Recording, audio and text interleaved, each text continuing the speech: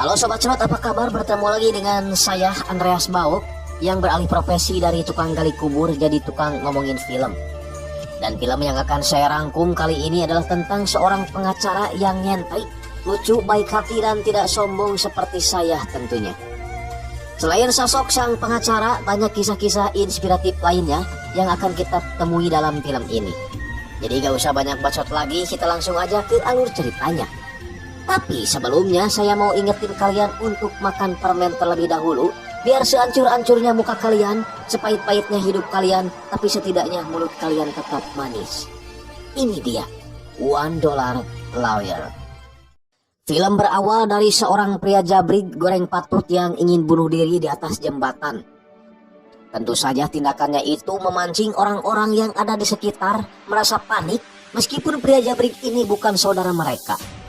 Alasan pria jabrik bernama Yoksu ini ingin bunuh diri adalah karena dia memiliki banyak utang dan dia berpikir kalau dia mati maka akan meringankan beban keluarganya.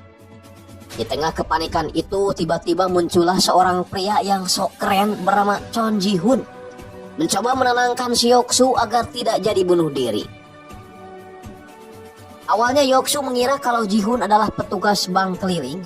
Namun Ji-hoon menjelaskan kalau dirinya dihubungi Yoksu untuk menyelesaikan kasus utangnya.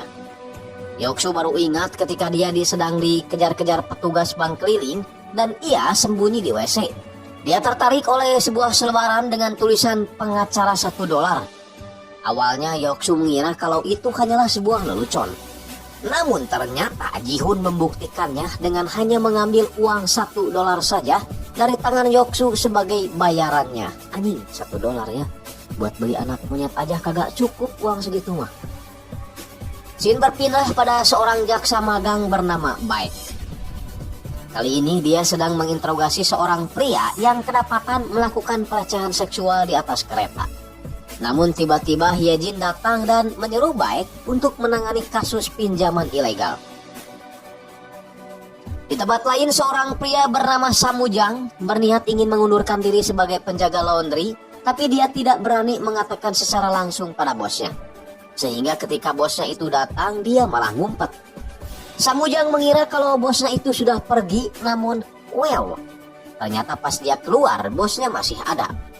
Samujang memberikan surat pengunduran dirinya, namun bosnya itu menyobeknya dan malah mengajak pergi.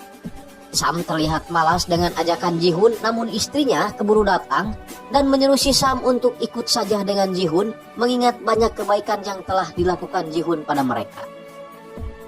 Sam tentu saja malas karena mereka hanya dibayar $1 atau hanya cukup untuk beli sebungkus cilok ketika menangani sebuah kasus.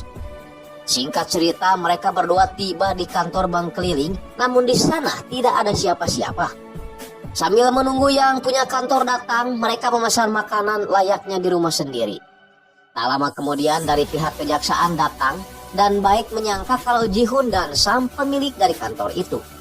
Karena merasa kesal telah dicuekin, Baek akhirnya memberikan makanan yang sedang dimakan oleh Ji-hoon. Aduh, sayang sekali ya, padahal sebelah tulangnya kelihatan enak sekali itu ya. Ji-hoon menjelaskan bahwa dirinya juga hanya tamu di ruangan itu. Karena merasa malu, Baek akhirnya pura-pura sok mengenalkan diri dan mulai menyita barang-barang yang ada di kantor itu. Plus akan menghukum pemilik kantor pinjaman itu. Ji-hoon berpikir kalau bos rentenir itu dihukum, maka dia tidak akan bisa menyelesaikan urusan kliennya. Akhirnya Ji-hoon mencoba mengulur waktu dengan mengajak bicara jaksa Baek.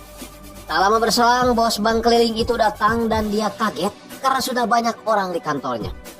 Bos rentenir itu nampak mengenali Ji-hoon karena konon katanya dia pernah dipenjarakan Ji-hoon ketika Ji-hoon masih menjadi seorang jaksa. Ji-hoon memberitahu si rentenir kalau wanita yang melatoti mereka itu adalah seorang jaksa yang ditugaskan untuk melakukan penyitaan di tempat ini. Dia bahkan berencana untuk memenjarakan si rentenir selama 3 tahun atas kasus pinjaman ilegal. Ji-hoon menawarkan diri untuk menjadi pengacara si rentenir